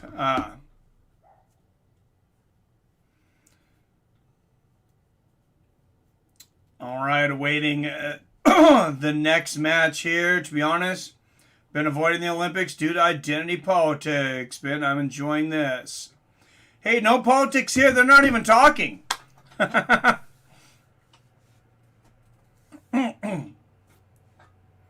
not even talking.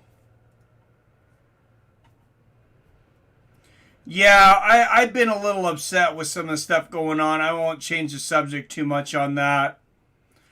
Maybe if you guys want to talk about one of the hot button subjects in this after these matches over, maybe we can. And see a lot of video there of all the throws and highlights from tonight's matchup. These guys have been phenomenal. How quickly they've been getting the replay. I mean, right after a throw, boom, it's right there. Same Bay. Which weight class is this here now? Deep Brown, this is men's heavyweight, so over 100 kilogram, which is 220 pounds. It's like 220.7 pounds or something like that.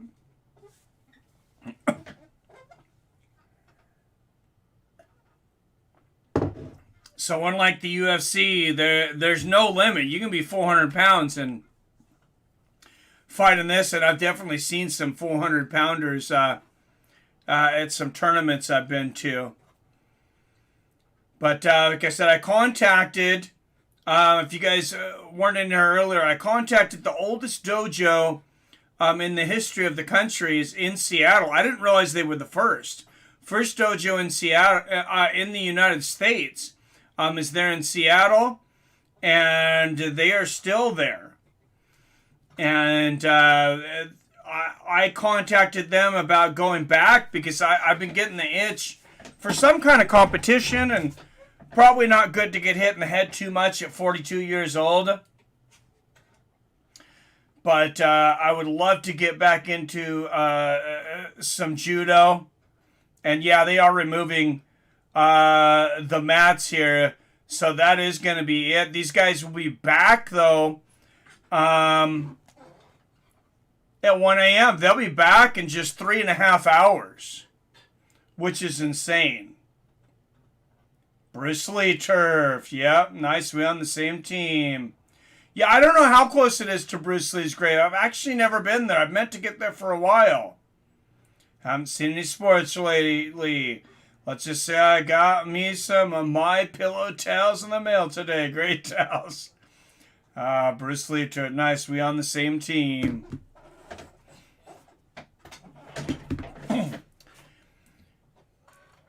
Yeah, no, I definitely want to go there. And being the oldest dojo ever, I thought everybody around here, I mean, MMA is so expensive now.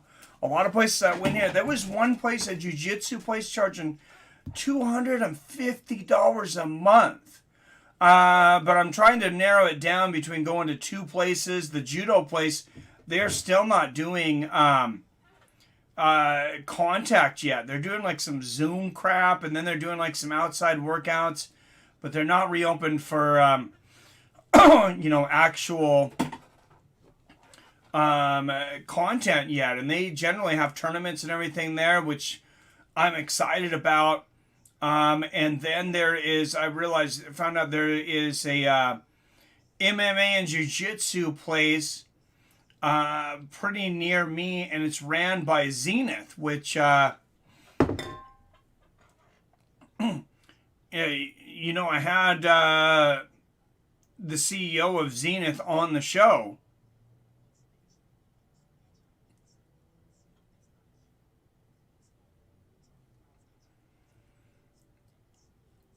Robert Drysdale, of course, that's not what you know him for. You know him from the UFC, the controversial trainer on Ultimate Fighter, and is one of the greatest jiu-jitsu players ever. The only only non-Brazilian to win worlds ever still.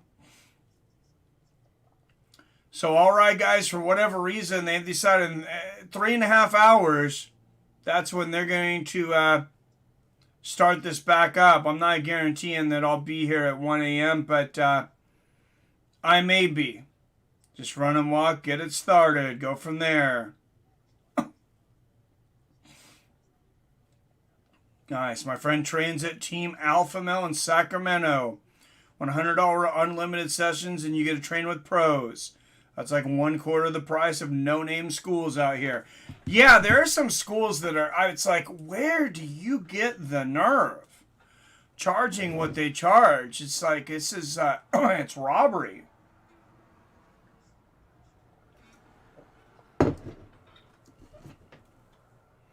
Did the 6'8" judo player win his match? D Brown, he won his first 3, and then he lost his 4th.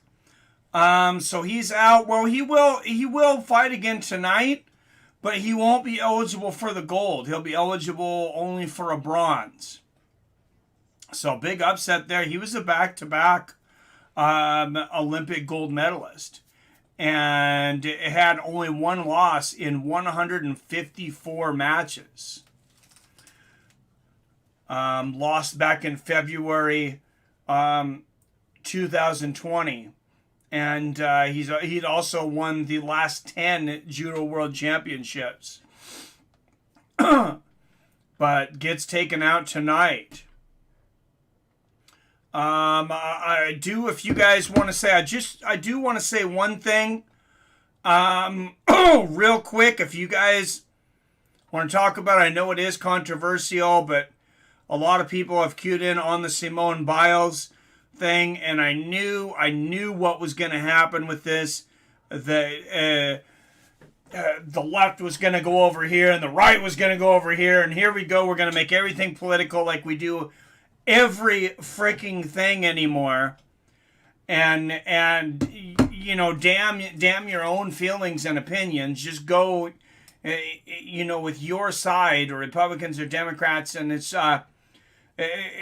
been kind of sickening to watch. But my take on it is this. Simone Biles. Okay, first, she's not a hero for quitting. She's not a hero for quitting. Simone Biles was already, if you consider athletes heroes, which some people do, some people don't.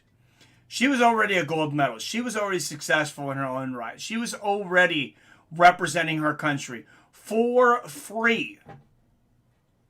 The work that these women have to do, men and women have to do for 4 years, and then to see all these pundits coming out and beating up on her when she comes out with admittedly, mental health issues. This is a woman who was sexually assaulted by her coach. And then just the callous and the heartlessness of some people coming after her just makes me sick. Craig Jones, Bow's a quitter, Suni Lee is a hero. Well, she's got several gold medals out there. And Beowulf, that's, we can agree to disagree. I know, yeah, she quit. But when you've been, I don't know how many of you have competed in sports. I've never thought about walking out of a tournament. The tension's never been to that point, but I've never had 10% of the stress that she had right there. And I was talking to my daughter. We had a good conversation about it. She was in wrestling and swimming. And she talked about in swimming how, she would get so nervous with the crowd. She said sometimes she just wanted to disappear. She just wanted to leave. They would have her out there. She said it was uncomfortable, very little clothing, and all these people watching you. And I don't know if you guys have been in one of these swimming pool tournaments. It's pretty disorientating with the way the noises echo, off the water and the walls and the crowd and everything. How many of you have Olympic gold medals? This is Stephen McHugh. That's how I feel. Like I said, agree to disagree. I didn't bring this up to upset you guys. No politics here when it comes to Simone Biles. Haven't stepped in her shoes. That's how I feel. She's won multiple golds, even with this history. She bought in the BLM political there. I didn't watch any of that stuff. I did see a round table pop up to talk about it, but I wanted to make sure to not listen. And I haven't even really heard her statements afterwards either. I wanted to make sure to have as unbiased of opinion on it as possible. And I just see it as a sports fan and as a competitor. That these women and men are under an intense amount of stress. She's won several gold medals in the past. And like I said, I'm worried about her. How would some of these pundits come out, feel when I see someone come out? I won't even mention it because I know it's polarizing even to mention somebody, from one political side or the other right now. And it's so sad, I think, that we're so polarized. But literally a round table of 7 men and 1 woman, 8 people, and they're doing this live stream, and they're there, and the title of it is something about the cowardism of Simone Biles, and you got a bunch of 35, 40-year-old men sitting around in a circle and just talking about how horrible this lady is. How would you feel if she committed suicide? You're talking about mental illness. This is a real possibility. How would you feel? How some of these pundits, and I'll call out some of these pundits. How would you feel if you went and you had this live stream and you sat around in this round table and you sat there and you belittled this young woman that's worked so hard to get to this dream? You think she went there and planned on quitting? Of course not. Of course not. Nobody goes to the Olympics. Nobody, dedicates 8 years of their life when they're not getting paid to represent their country to quit. So, I'm a little heated on it.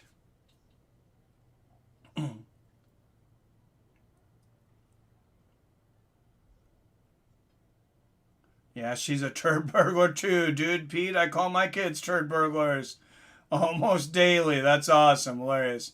News should only be about Suni Lee. She represented the USA proudly. Yeah, and congratulations to her, and that's great. And, I feel bad that she's getting the spotlight taken off of her for this. And, Simone Biles, do you think she wants this attention? I mean, she left she left the podium because of the attention. So, I just hate the attention coming from both sides. It's something easy to talk about. It's clickbait. It became a hot topic almost immediately. What we should be talking about is someone suffering from a severe mental illness. They got paid. I believe that it's Beavis and Butthead reference, but I can't remember exactly where I heard it. Nike pays them under the table for their wokeness. I love track and field, so it irks me about Richardson. I didn't know anything about that, but I don't think she quit. She just needed rest. People have their limits, as do we all. And that's what I think. And Pete, if I had listened and watched to some of these political pundits and stuff, I might agree with you and stuff.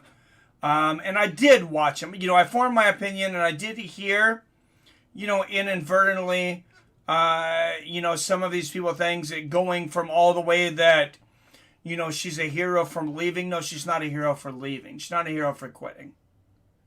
And I'm definitely not saying that if you're going to consider a sports athlete a hero, she's a hero for all the gold medals and everything that she did before. But right now, what you have is a sick person. And I just think that we have to address mental illness in this country. And I have heard some of the cries, that, they're trying to make you feel sorry for yourself. They're trying to tell you to be depressed. And that could be the case. This time, I just don't buy into it. Athletes shouldn't be heroes to adults, in my opinion. I agree with you there, Pete. Olympics are about nations, not wokeness. Individuals begging for attention. Agreed. We all suffer mental illness. We're Americans. Well, I think it's all across the world, but there's definitely different levels of mental illness, and this is something I'm going to be talking about in weapons of mass discussion. If it gets off the ground, because I'll tell you what, Pete and everyone, I started doing. I decided I was like, I want to do 26 episodes. And each of them on a letter, like C is for corporations, and talk about how corporations have been tied to government and the corruption and everything. And I have about 6 episodes just about finished, and 11 others that are partially finished. And I'll tell you what, Pete, I started having panic attacks. I started having issues sleeping. Some of the stuff that I looked up, it's like, do you want to take the red pill? Do you want to take the red pill? It's like I was taking the red pill, and it's like, that's some dark stuff. Especially if you're a latchkey kid from the 70s, 80s, and 90s. Been there. Yeah, I think we've all dealt with the mental illness, but I think I can also relate to Simone Biles. So I'm going to tell a story I didn't know if I was going to tell on here, but this is an embarrassing story for myself. It's very open and honest, I think. I'd worked for the same company for Winco. This was at the time I was going on about 12 years, I think, and I've been working for a position to open up a specific store. I didn't have to move.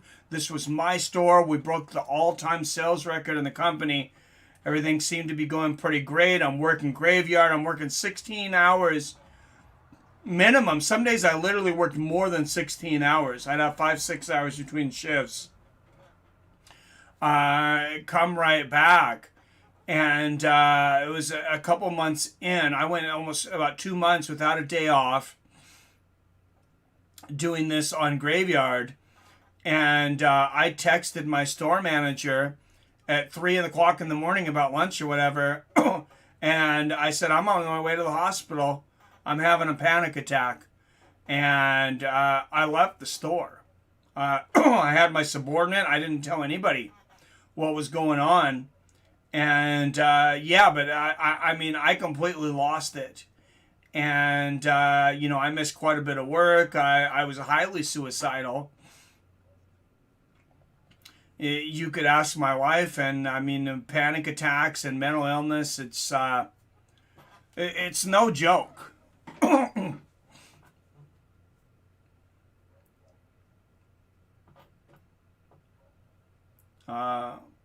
Thought I had a heart attack, but I didn't. It was only anxiety. Yeah, I thought I was having a stroke. And yeah, it was a panic attack, and I feel gooder. I worked graves for 6.5 years. It'll kill you. Yeah, I worked it for somewhere around the same amount of time. Pete, it's horrible. It seems like emotionalizing and sensualizing of information can be weaponized in a negative way. Absolutely. Stream was the most I've watched this Olympics. They've turned it political like 99% of the media has. And that was not my intention. And I apologize if I, you know, that's not what you guys tuned in for. I know this is, you know, kind of just for our little group.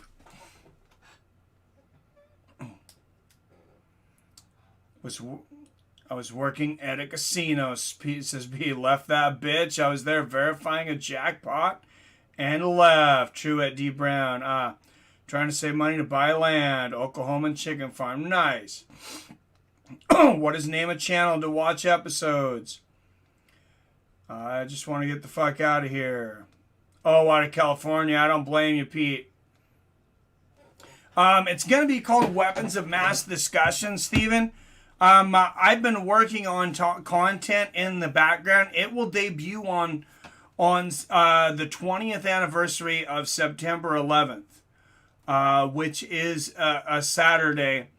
I'll put out a big show, and then I'll continue to drop episodes. I'm thinking probably 3 a day until I'm through. Trying to force us. They're trying to force what at work? I'm in Cali too, Pete, and masks again. Yeah, it's horrible, man. The mask thing is just, it's like, why can't you just let people make up their own decisions at this point? It's insane, man. Yeah, I'm so sick of it. And I'm asthmatic. So that, with anxiety and everything, you know, that makes me anxious. Wearing that stupid thing on my face. In Cowie 2, Pete, and Mass again. Yeah, we're at... Alright, well, I didn't mean to get sidetracked. Hey, great night of Judo, guys. Sorry again for being late, but thanks for showing up for, you know, something that wasn't MMA. UFC and Bellator this weekend. Sean Strickland versus Uriah Hall. The biggest match, though, is the finale of the Bellator Featherweight Grand Prix. AJ McKee challenging Patricio Pitbull for his featherweight championship, and I think that's going to be incredible. Oh, okay. I'm in Fresno. All right, guys. Hey, thanks again for tuning in. Get some sleep. If you're looking to watch this again, they will be back. Judo will be back for the finals in just over, what is that? It's almost 10, just over 3 hours. So I probably will not be doing that. I probably will be watching a replay. So, all right. Thank you guys again. Hey, Pete, did you realize you got your wrench back?